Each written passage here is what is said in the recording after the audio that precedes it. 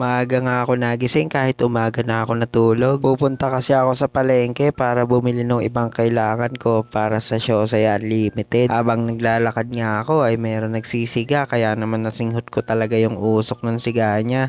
Bali sumakay nga lang ako ng tricycle kasi sobrang init at di ko kaya magbike. Maya maya nga lang ay nandito na ako sa palengke para bumili ng mga styro at iba pang gamit pan take out para sa Siosaya. Bali mag-o-open nga pala ito sa June 20. Sa 50 pesos mo nga ay meron ka ng dalawang malaking siomay, only rice, free soft drinks at sabaw. Tapos ay may add-ons nga rin yung kagaya ng longganisa, itlog sa halagang add 10 pesos lang. Kaya naman nagpunta ako ng Fred and Del para naman humanap din ng mga plastic na paglalagyan ng chili garlic at ng toyo kung take out yung order. Pati na rin ng sando bag para sa lagayan nito. Iniisip ko pa nga mabuti kung ano pa yung mga kailangan ko kaya lang baka sa Lunes ko na lang ulit ituloy yung mga kulang pa. May pasok pa kasi ako mamayang hapon sa trabaho kaya naman eto't umuwi na ako. Pagkarating ko nga ng bahay ay magluluto na ako ng tanghalian namin. Bali meron nga ako ditong mga halo-halong gulay at lalagyan ko nga siya ng gata. Sinimulan ko na nga muna na sindihan yung kalan para maisalang ko na yung kawali. Kailangan ko na nga muna kasing gisahin yung sibuyas, bawang at kamatis.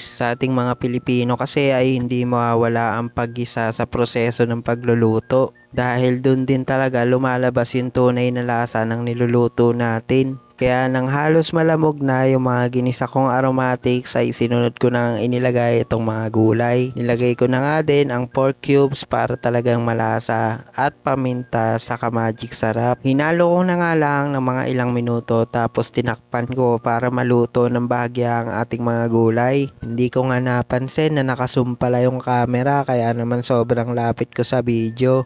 Nang alisin ko nga ang takip ay lobat na nga ang cellphone ko kaya wala ng flash. Pero kahit ganon ay tinuloy ko pa rin yung pagbibideo. Bali nilagay ko na nga muna yung pangalawang gata. Pagkatapos ay hinalo ko lang ulit saka ko tinakpan para maluto. Pasensya na nga pala kayo sa boses ko dahil medyo may sipon pa rin ako hanggang ngayon. Nang kumulo na nga ang unang gata na mga nilagay ko ay sinunod ko na nga itong kakang gata. Ito na talaga yung magpapalasa sa ating ginataang gulay. Ginamitan ko na nga lang din ng dalawang sandok para mas mahalo na mabuti ang nasa ilalim. Maya maya nga lang ito na at luto na ang ating ginataang gulay. Best partner nga pala ito ng aking chili garlic. Kaya kung gusto nyo nga pala umorder ay message nyo lang ako. So yun lang guys. Thank you for watching.